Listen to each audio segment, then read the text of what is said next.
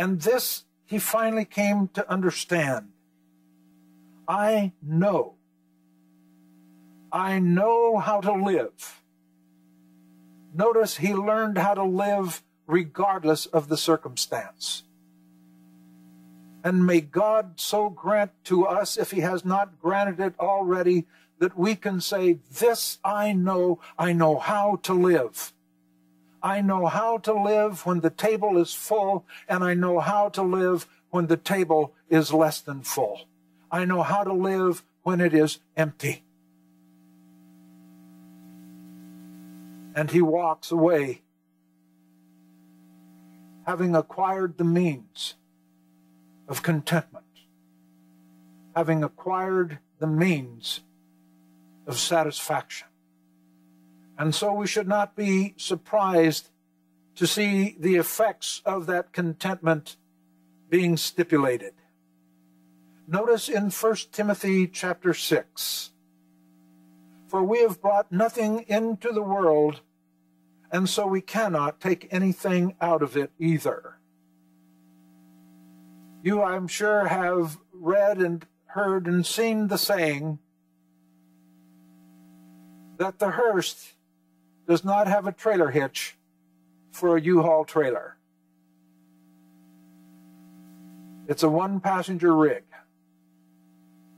We came in with nothing, and we go out the same way.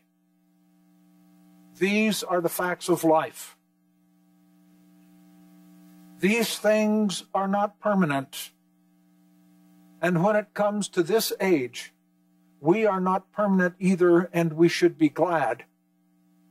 For this age is passing away, and everything in it. But those who know and do the will of God will survive the passing age.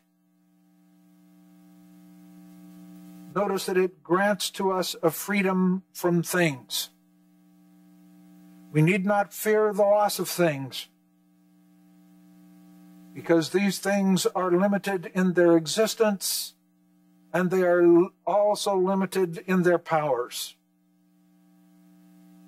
And we should rejoice that we are not a permanent fixture of this age. And we need not fear the absence of things, because we still are capable. I am capable of getting along with humble means. And I am capable of living in prosperity. In the change of the circumstances of life, I have learned the secret of being filled when there is nothing. I have learned the secret of being satisfied while going hungry. I have a compass and a balance in times of abundance and in times, notice, of suffering need. And we go back once again, not to a plan, not to a procedure, not to a thought process, but to the resurrected, ascended Jesus Christ, who offers his strength and his wisdom to make our lives what they ought to be. We need not fear in the absence of things, because the things that count before God, we are made capable by his grace. And we go back to our starting point. For this reason, I say to you, do not be worried about your life as to what you will eat or what you will drink, nor for your body as to what you will put on. Is not life more than food, and the body more than clothing? Look at the birds of the air, that they do not sow, nor reap, nor gather into barns, and yet your heavenly Father feeds them.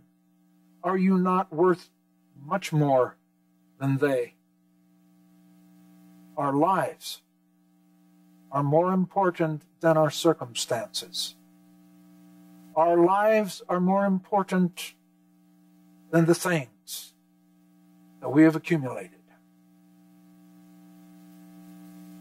Notice that we are not calling ourselves to live the life of denial.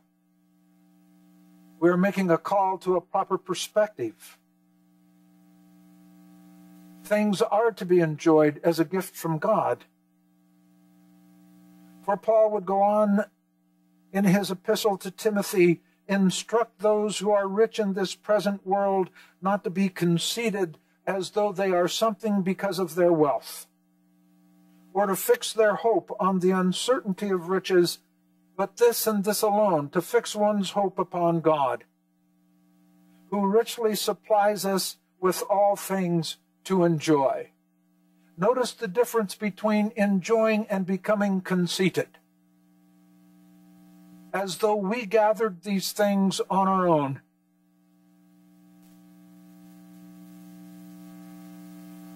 Instruct them to do good and to be rich in good works, to be generous and ready to share, storing up for themselves the treasure of a good foundation for the future, so that they may take hold of that which is life indeed.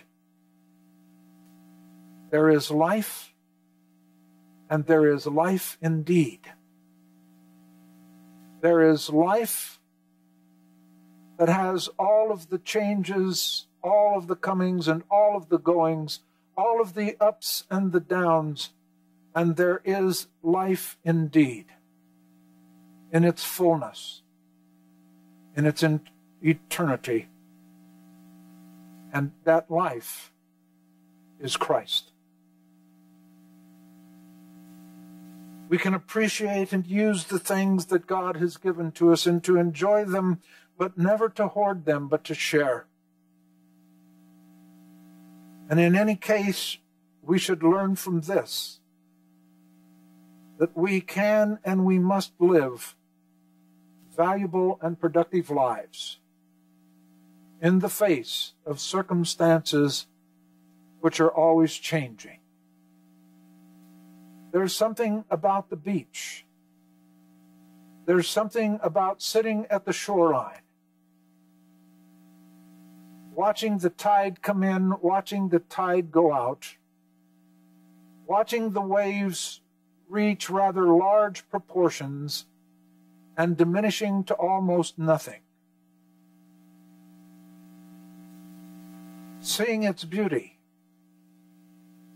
and then watching the cross currents, the rip tides. All of these things can happen within a matter of hours. And the surfer needs to be aware.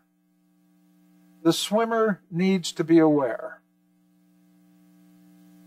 For there are some great rides when the waves are high.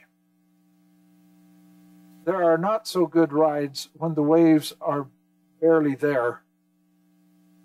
And there is danger in the riptide. Life is like that. But notice that in all these changes, for us, there should be a sense of contentment and satisfaction. Reminded of Paul once again that he knows how to do it. And it is a secret to be learned, but it is a secret to be shared. Our contentment is the confidence that comes from knowing that we are able to encounter and that we are able to endure and that we are able to enjoy the temporary and the ever-changing. But it is also more than that. It is the ability to be satisfied with life because we have a firm grip on life itself, and that is Jesus Christ.